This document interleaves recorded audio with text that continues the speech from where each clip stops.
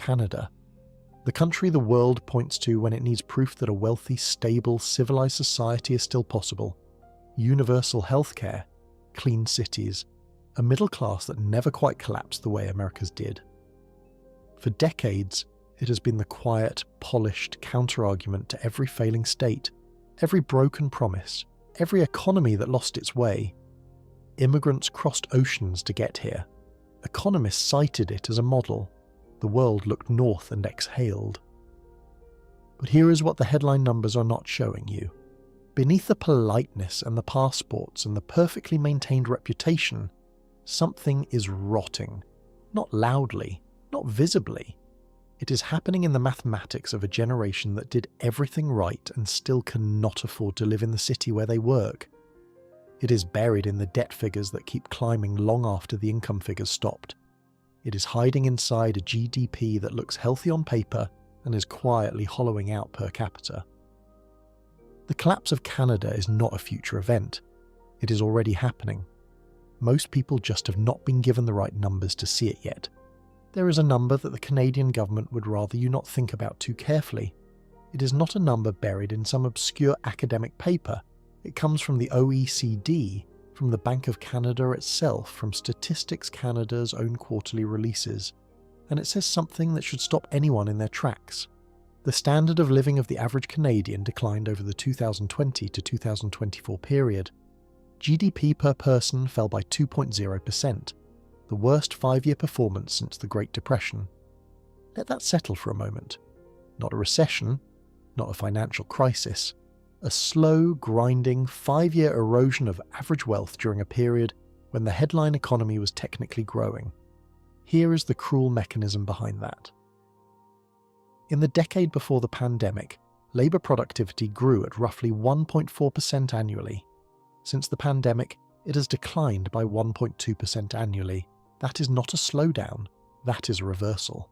Workers are producing less value per hour than they were before, and the gap is widening every quarter. Canada's GDP per capita reached 94% of the US level in 1981. By 2023, it had fallen to just 78%. The OECD now projects that Canada will be the worst performing advanced member economy over the next 4 decades, measured by real GDP per capita. The young Canadian worker did not fail the system. The system failed the math. When an economy stops rewarding work, the money has to go somewhere. In Canada, it went into the walls, not into factories, not into software companies, not into the kind of productive infrastructure that generates new wealth. Into bricks, concrete and square footage. Into the simple asset price logic of buying a property and waiting. Real estate investment in Canada has, in nominal terms, grown to roughly 2.5 times the level of investment in machinery and equipment. That single ratio tells you almost everything you need to know about where the country's capital allocation went wrong. A society that bets its financial future on existing land rather than new ideas is not building wealth. It is merely redistributing it, upward, from those who arrived late to those who arrived early. The result is a market that has completely severed from the productive economy underneath it. The national average home price in Canada sits at approximately 663,000 Canadian dollars as of early 2026, while Vancouver and Toronto remain well above $1 million for single-family homes. Nominal rents grew by 7.9% in 2024, exceeding earnings growth of 4.6% that same year. The house is no longer a shelter. It is the only viable investment on the menu. A generation that cannot afford to buy into that market has not just lost a home. It has lost the primary mechanism by which the previous generation built wealth, and what that generation used to finance those prices is a story that gets darker still.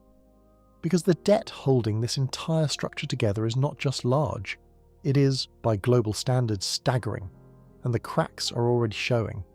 Canada's economy has a secret it wears on its balance sheet. The country has not been getting richer. It has been borrowing the appearance of being richer and calling that prosperity. Canadian households are among the most indebted in the world, with a household debt-to-income ratio exceeding 180% at its peak in recent years. Of roughly $3 trillion in Canadian household debt, nearly 75% is tied directly to mortgages. This is not consumer exuberance. This is a society that has mortgaged its income for decades forward in order to participate in the only wealth-building game the economy still offers. The cracks are not theoretical. In Q4 of 2024, 11,000 mortgages missed a payment in Ontario alone. That is nearly 3 times the number recorded in 2022. An estimated 2.2 million Canadian households faced an interest rate shock between 2024 and 2025, representing 45% of all outstanding mortgages, with $675 billion in mortgage loans due for renewal.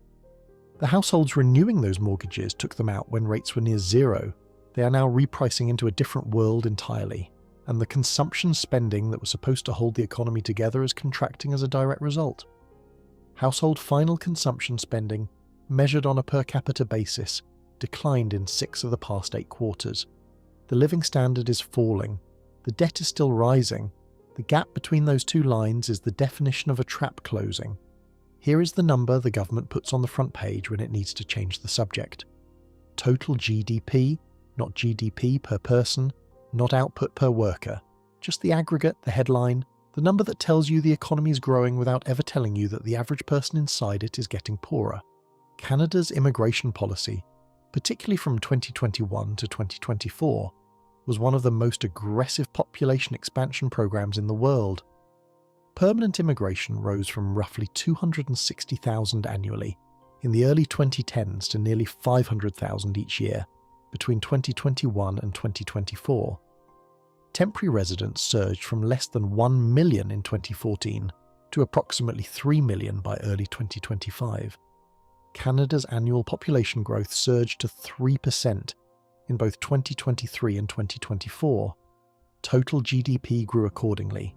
GDP per capita kept falling. Real GDP per capita in mid-2024 sat 2.8% below its pre-pandemic baseline, having declined in 7 of the previous 8 quarters. The arithmetic is not subtle. When you grow the population faster than you grow productive output, the average slice of the pie gets smaller, every time. The GDP headline stays green, the living standard quietly deteriorates, and the people who arrived with ambitions and resumes find themselves competing in a labour market that has more workers than it has high-value roles for them to fill. The population was the drug, the GDP number was high, and the country is now facing the come-down.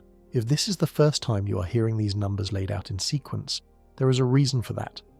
This is the story that the headline economy is specifically designed to obscure. If you want to understand the rest, make sure you are subscribed, because what comes next is where the damage becomes genuinely irreversible. A productive economy is one that takes capital and points it at the future. It bets on new ideas, new technology, and new companies. It accepts risk in exchange for the possibility of creating something that did not exist before.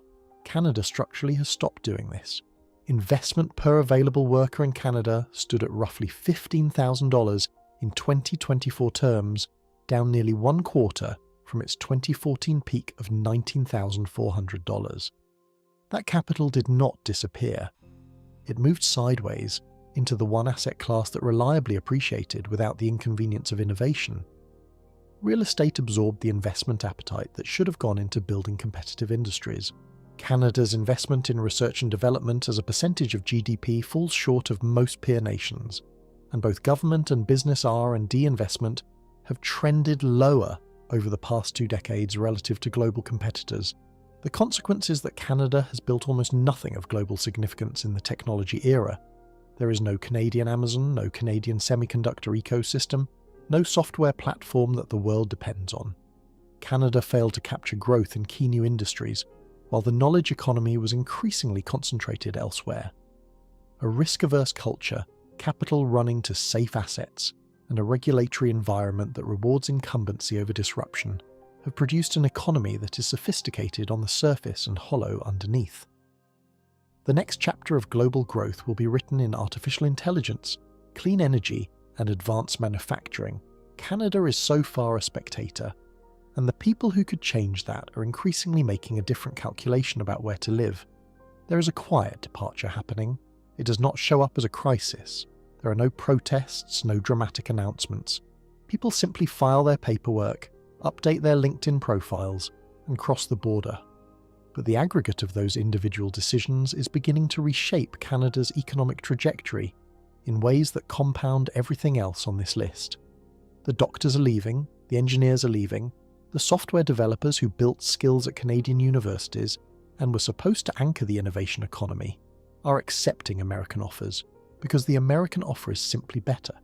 Lower taxes, higher salaries, deeper capital markets, and a labour market that has not been flooded to the point of wage compression. Canada is effectively exporting its inequality to the United States. The brain drain simultaneously lowers Canada's average income while raising American income, accounting for a significant share of the persistent GDP gap between the two countries. The irony is precise. Canada spent the last decade importing hundreds of thousands of people to sustain its population numbers, while simultaneously losing the high output, high tax-paying professionals who generate disproportionate economic value. The exchange rate on that transaction is ruinous. You replace a departing neurosurgeon with several service workers. The headline population number holds steady. The per capita productivity number does not. Every talent that leaves takes a tax base, a patent, a mentorship chain, and a business that might have been. The exit has no alarm. It just has consequences. Because the government's response to all of this, the bloated, expanding spending response, has made every single one of these problems structurally harder to solve. When a private economy stops generating growth, governments often fill the silence with spending. It looks like activity. It registers on the GDP chart.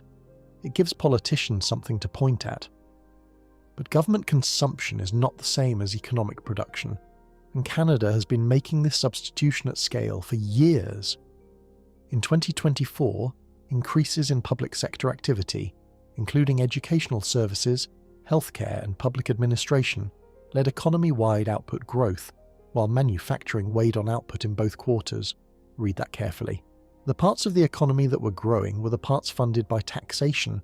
The parts that create exportable, scalable value were contracting. Government consumption and business investment show a modest negative relationship over the measured period. As the government's share of GDP has risen, the space available for private business to operate and expand has correspondingly narrowed. The mechanism is not mysterious. Larger government means higher taxes on the productive sector. It means more regulatory surface area. It means that every dollar directed toward public administration is a dollar not compounding in a private company.